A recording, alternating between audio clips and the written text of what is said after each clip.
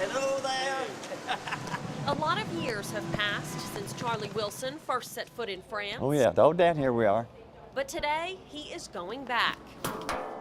The 89-year-old is setting out on a special trip. This one is a check-in, the other one is a carry-on. Yeah. Why? For his hand in that monumental day. We are in that ship right there, the third one right there. See, back on June 6, 1944, Charlie was just 18 and one of the 160,000 Allied troops that stormed the beaches of Normandy, France. When we opened those doors and dropped the ramp, we wondered, said, what are we going to find out there? A day that seems like only yesterday to him. So we got in that beach and hit it so fast and across, and we never looked back. We was never back there, and then we never looked back. And now, for the 71st anniversary of D-Day, they wanted me to tell my story as an 18-year-old soldier fighting there. The former Army Private First Class will be honored by the French government with the Legion of Honor Medal. It's a wonderful reward. Howdy. Thanked for his part in the day that turned the tide of World War II. That's our tank crew waiting for fuel. I'm the last survivor now. 71 years in the making. Are you ready, Freddie? Yeah, I'm ready. In the very spot where this former young soldier stepped bravely into history. I'm going back this way, full speed ahead. For this Making a Difference, Haley Harmon, LEX 18 News.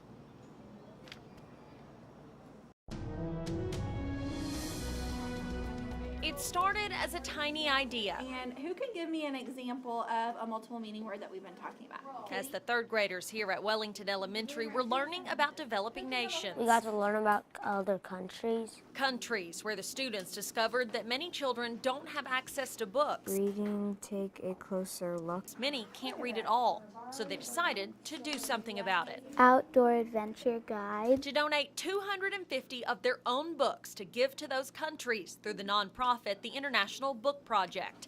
It seemed like a lot. Like 100. But who could have guessed that these generous students would blow that number out of the water? This book is I Love You. Oh my gosh. In just a matter of weeks, Seeing the books come in day after day after day. they brought in more than 1,200 I would go over there and count them if I had time. Oh, that was heavy. books that will soon be in the hands of students just like them. Their worlds will be open to a whole new understanding of being able to read and being able to go into different worlds and fantasies. 3 stars, 4 stars. Along with a handwritten book review from each one of these students. Being able to see all of them give of themselves to this extent blew my mind. All right, there you go. Put it in there. Good job. For this Making a Difference, Haley Harmon, LEX 18 News. Inside 455 Jones Lane, animal control officers found a house full of animals and feces. Living in the house, 4 geese running around loose, along with cats, dogs, a bunch of birds, and even 2 large snakes. Burmese python. Big? It's about 8 foot. That was found in a bathtub. 1 chicken, 3 macaw, 1 cockatoo. Deputies say animal control officers did 2 prior welfare checks, telling the owners they needed to take better care of their pets. But this morning's check led to all the animals being seized and taken to the Franklin County Humane Society. It's a little nocturnal animal, so he's pretty upset. Deputies tell us their owner surrendered them and will likely face animal cruelty charges in the future. Just from seeing them coming out, they're all in very poor condition. It's pretty bad as far as the health of the animals. The owners didn't want to talk on camera, but the man who lives here did say most of the animals and reptiles belong to his girlfriend. He says they drove hundreds of miles to buy the geese and believes the mobile home was still fine to live in for people and pets. Covering the news in Frankfurt, Lee Searcy, LEX 18 News.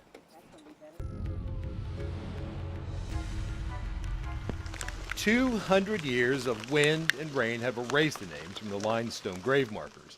The graves hold the history, a very bloody one at that, of those that died settling Fort Harrod. So you had multiple deaths, heinous deaths, people being burned at the stake, people being shot almost on a daily basis. As the legend would have it, the tormented souls didn't leave and can be found lurking in the shadows of the fort. And this was an extremely heinous place to live. If you lived through the day, it was a very good day. The original Fort Herod is long gone. A replica of the fort and a conference center were built right next to the cemetery. The cabins are usually occupied by interpreters or reenactors. Cabin 9 is used to make soap and scare the kids. One of our soap makers, she said that she has kids all the time that'll come up and freeze at the stairs, and she says, I'm not going in there where that goes. All the time. Our cameras didn't pick up on the ghosts that so many children have seen over the years, but the real activity, we are told, is in the conference center. You know, they just sort of freak you out when you come into the room when you're on the haunt. Tegan Cox runs the summer theater program at Fort Herod and arguably spends more time in the building than anyone else. She claims to be a paranormal skeptic, but would she go upstairs in the dark? With the lights off? I don't know. I mean, I would definitely go up there, but, you know, I mean, I think I would feel much better if there was a light. Every summer, the outdoor theater comes to life for a production of The Battle for Kentucky. Remember those 500 or so graves up in the cemetery? This is their story. One of the veteran actors performing in the play had a run-in with one of the fort's longtime residents. Yes, the real drama in theater is not always on stage. He went to the dressing rooms to take a shower, and he says a very scary, demonic voice told him to leave and to get out. And he apparently will not go to the dressing rooms at all. Another actress said that she was alone in the shower when someone pulled her to the ground by her hair. There are reports of lights going on and off, noises in the building, and let's face it, the building is just creepy feeling. You never feel alone. A little eerie. The props from Fort Herod's Haunted Frontier program are stored, yes, in the dressing rooms. Nobody really wants to be by themselves in these buildings. Are these props or something more? Richard Essex, LEX 18 News.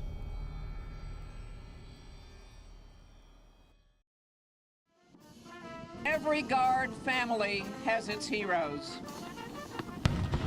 A proud day for the Kentucky National Guard.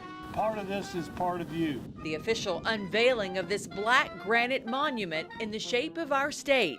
And we lost 5 rock guys one night. 234 names of fallen Guard members etched on it, including the name of Michelle White's husband. To pay the ultimate price. Staff Sergeant Delmar White, who died in September of 2007 when a bomb went off while he served in Iraq, his very first week of duty there. He'll never be forgotten. We're never going to let him be forgotten, and stuff like this just keeps reminding us.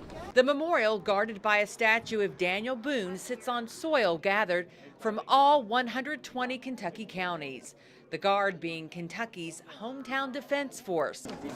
That's 6 of them. The monument's presence, not only a reminder of the lives lost, but a reminder of the sacrifice so many loved ones have made. This is amazing. It's awesome that not just the families of the fallen, but all the people that's here supporting and just coming out for all of this. So to Staff Sergeant White and all the other fallen citizen soldiers and airmen, thank you.